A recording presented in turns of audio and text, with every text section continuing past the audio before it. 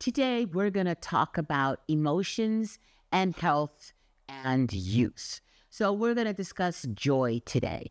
And everyone loves being happy and joyful. But did you know that there are 4 specific hormones that are released when you have sensations of joy and happiness?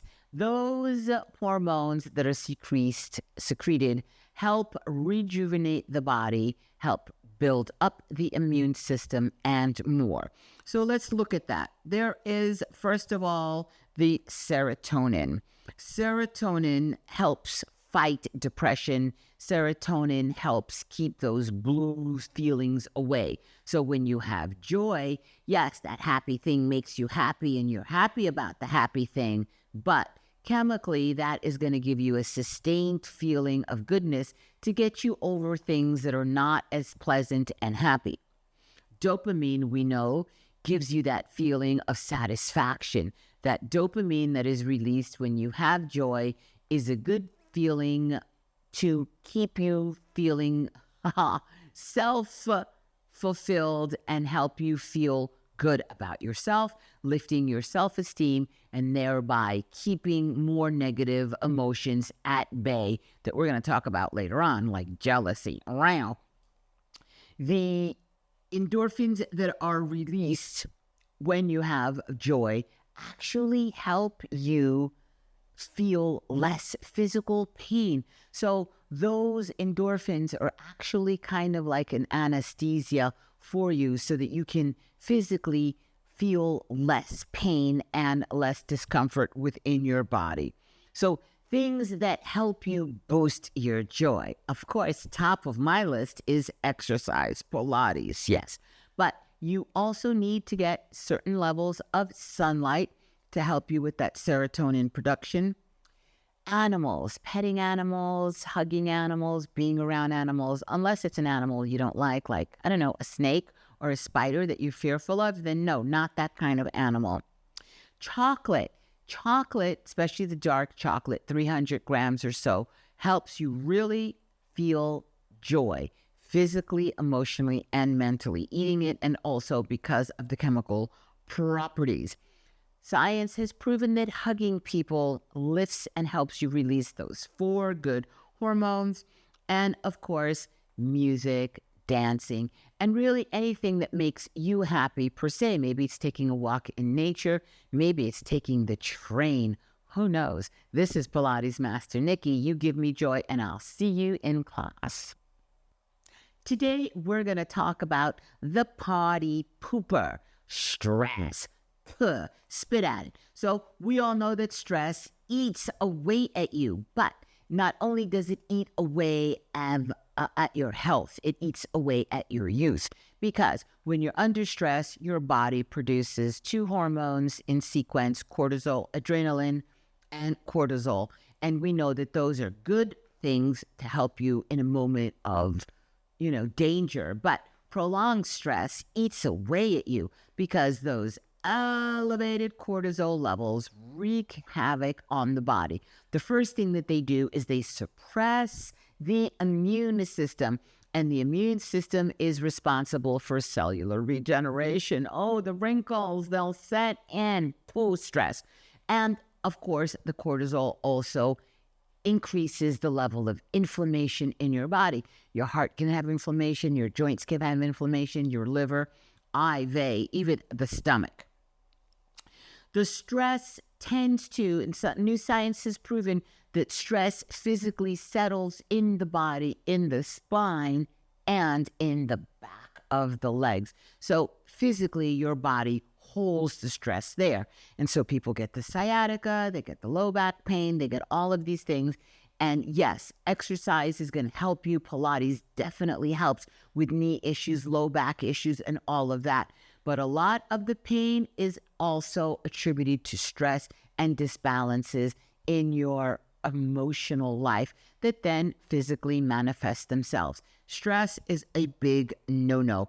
So the first thing that you need to do to battle that stress is eliminate the cause of your stress or reduce it. So you're like, well, I can't quit my job. No, but you can make a plan. You can make a daily plan, a weekly plan, a monthly plan or a long-term plan of like, okay, I'm going to leave that job, or I'm going to leave that relationship, I'm going to leave that house, or I'm going to get rid of that car, or I'm going to throw out those socks that are causing me stress because there's a hole in my Tootsie.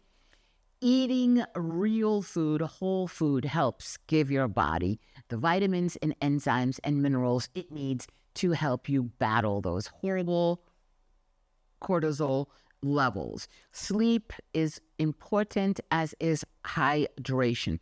So there's a lot of tickety talk about 5-HTP, which the real name is hydroxyphosphatidylcholine. But it's known as 5-HTP. And yes, that is something that does help boost serotonin levels and help beat stress and then the sadness or depression that can come from stress. Remember, when you are under stress, you are more susceptible to anger, to depression, and to other negative emotions because you're already on edge. So then the slightest little thing and snap. That's when I snapped, said the twig.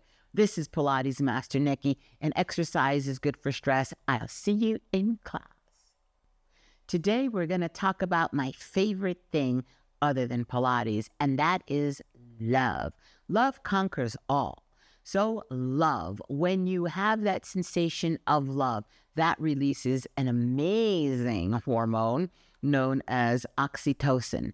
That oxytocin has a real effect on the physical body. So it brings the heart into an entrained rhythm, that sensation of love and that hormone. Oh, oxytocin is a very important hormone. It helps you cope with stress, but physically, you need that hormone in many things, like, for instance, lactation, breastfeeding. You need that hormone to help you be able to create the contractions that brings the milk down to the baby. And of course, breastfeeding is one of those things that generates love when you're holding that little baby. Even if you can't breastfeed and you bottle feed, it is a beautiful experience. Men need oxytocin to be able to have orgasm, yes, because again, it creates the contractions that helps them reach the hoo-ha moment. And of course, that sensation gives more feelings of happiness and joy. And hopefully there's a little love in that sex too. So the oxytocin in the body helps with production of other hormones that are good for you. So in men, it helps with production of testosterone, and women also do need levels of testosterone to feel good. So it helps with that production and keeping estrogen, progesterone in check. As you know, when you have too much of something or too little of something, it wreaks havoc on the body.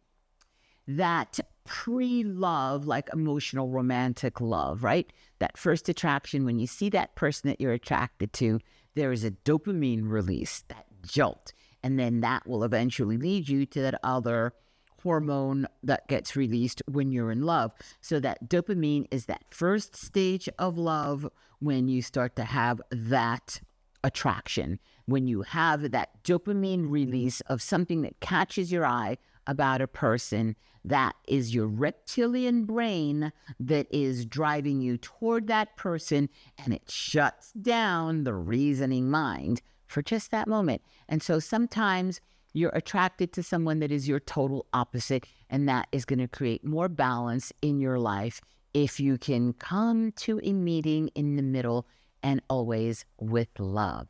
This is Pilates Master Nikki, and I love you, and I love my Pilates. I'll see you in class.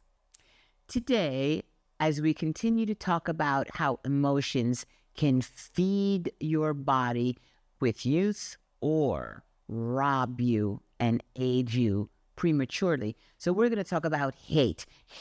Now, that line between love and hate is razor thin. Those two emotions spike hormones within the human body.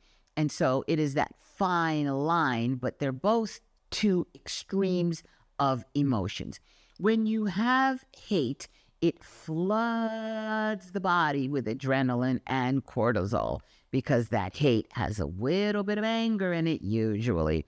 And that flooding of those hormones start to suppress the regenerative properties of the body. They start to suppress the immune system and suppress the building of the body. Hey, let's make some better skin. Hey, let's make some bulk. Hey, let's build some muscle. Hey, let's, circulate and get rid of toxins. So it shuts down that whole immune process that helps you stay fit and young and feeling good and staying healthy. So that hate will accelerate your aging. When you have that feeling of hate, it's a physical lifting of the heart rate, lifting of the blood pressure, dilating of the pupils, which makes your vision focused. And so you don't have a broad peripheral vision, but you become tunnel vision. It's like you hear the expression, I saw red, like he got so angry. So that is a real physical thing that happens. Prolonged periods of those hormones are just counterproductive for the body, and they start to break you down. When you have that hormonal surge, there is an increase in progesterone as well. And high elevated dosage of progesterone shot into the body like that create a feeling of disgust. I know, it's like a downward spiral. You want to just spit. So the thing to try to do is to try not to hate, to try to stop that reptile brain, slow it down, and start to look at the thing that you're hating and break it into little pieces and understand what has happened and put yourself kind of outside of it so that you don't let your emotions sweep you away. The prolonged stimulation leads to things like high blood pressure, digestive issues. Prolonged hate leads to things like even diabetes because of the glucose production that get disrupted by the elevated cortisol levels in the body. Sometimes taking your attention away at something that you hate or that gives you that strong sensation, and you give the kid a lollipop to take them away from the toy that they wanted and they were screaming about. Kind of do that to yourself. So keep yourself busy with something you like take an extra Pilates class. This is Pilates Master Nikki, and I love you. I'll see you in class. Today, as we continue to unravel how joy makes you young and youthful, we're going to continue to talk about emotions that are human, and a big one is jealousy. Wow. So jealousy and envy, although they're close, they're a little bit different one from the other. Most feelings of jealousy and envy stem from a low self-esteem. So you see someone that has something that you want. You see somebody doing something that you want to do. And there may be a little voice inside you saying, I can't do that. I'll never have that. When in fact, that is not true. You have to believe to achieve, and you can always attain. That jealousy, when it comes to feeling like a couple's jealousy, that you have somebody, a partner that's just over jealous, like, why are you wearing that? Why did you shave and you're going out? Where are you going? And all of that, checking the phones and getting cray-cray with that whole jealousy thing also stems from a deep-seated feeling of lack of self-esteem. Like, I'm not good enough, someone is out gallivanting, someone is going to take what I have from me and rip it out of my hands. And so it spikes that emotion. And again, we have a cascade of hormones that when they're so elevated, they start to break down the body. And jealousy is not a fun feeling if you've ever had that jealousy feeling, and it breaks you down, and prolonged hormonal disbalances start to make you physically sick.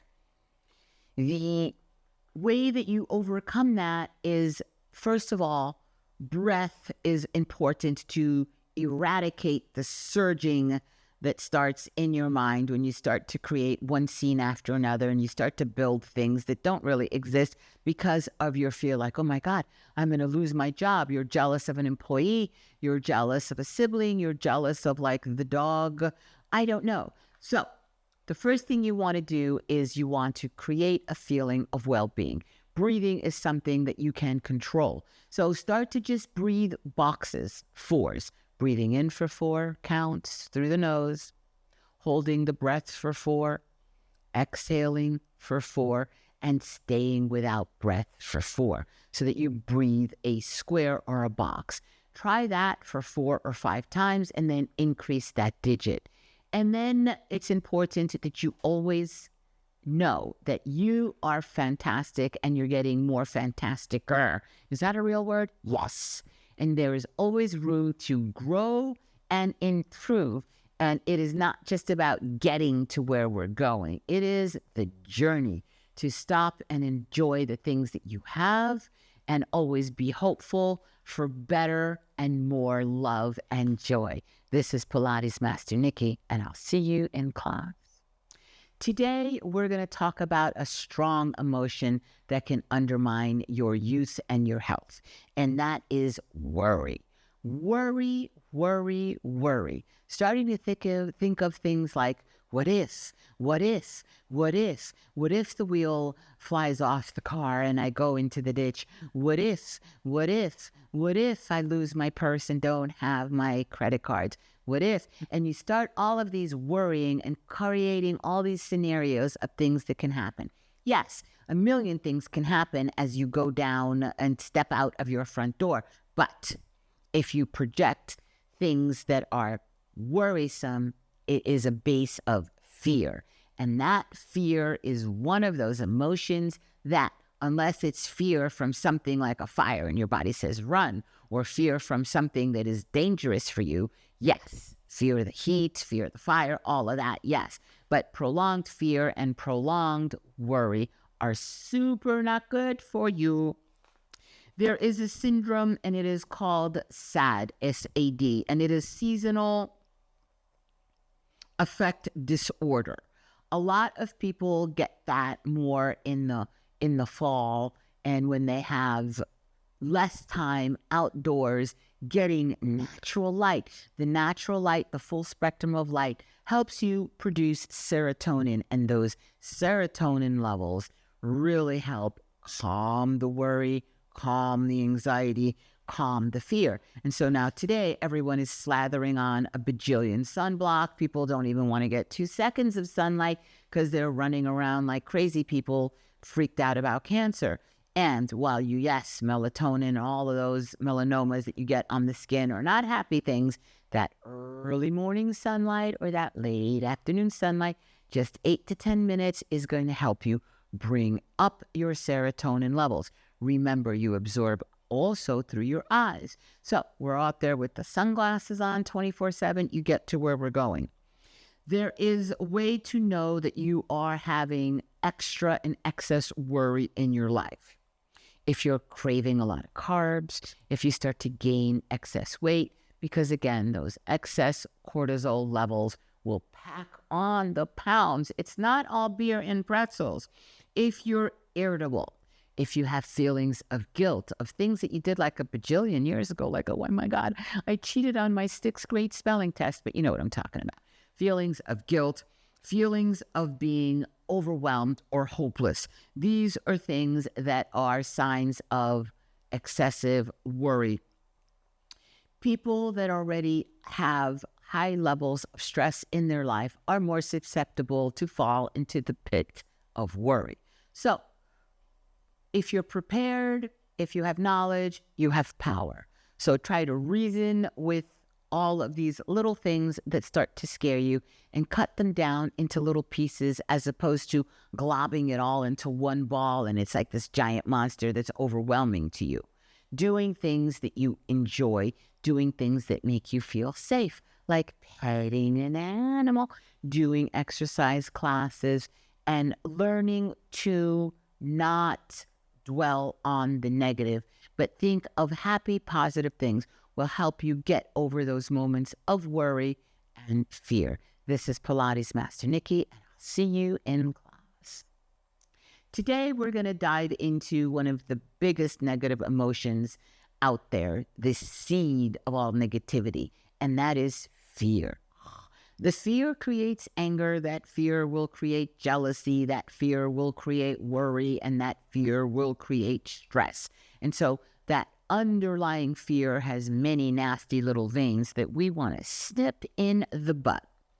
So fear is a response from the brain, that amygdala, that fight or flight. And it overrides the hippocampus part of your brain, which is the reasoning part of your brain. And when that fight or flight happens, your body is pumped with the with the epinephrine and cortisol and neophrine, which is all derivatives of an adrenaline kind of a hormone that literally dilates the pupils, restricts the blood vessels so that you have more blood flow to the limbs, so it takes it out of your brain, raises the blood pressure, accelerates your heart rate, accelerates your breath rate, which can lead to more accelerated heart rate because the breath and the heart are connected in a synchronistic way. Trying to relax sometimes when you have that moment of fear is not always easy. If you're a little claustrophobic, you're in the tight elevator, or you're afraid of heights, or you're afraid of whatever. So the first thing that you want to do is try to relax by momentarily closing your eyes and visualizing that you are some other place, a place that you like on your table doing Pilates, or in a beautiful green environment, see the green light flickering of the sun coming through the trees, and you can hear a little stream, and you're walking, and there's the ocean, and the sand is white, and the water is blue-green, and in the distance, you see maybe a couple of horses running, and start to create a visual to pull you out of where you are in that moment that's creating that stress and that fear. Things to avoid if you know that you are going to be in a situation or if you're experiencing fear are obvious, like excessive amounts of caffeine, cigarettes, excessive amounts of alcohol, because excessive amounts of alcohol is really a depressant.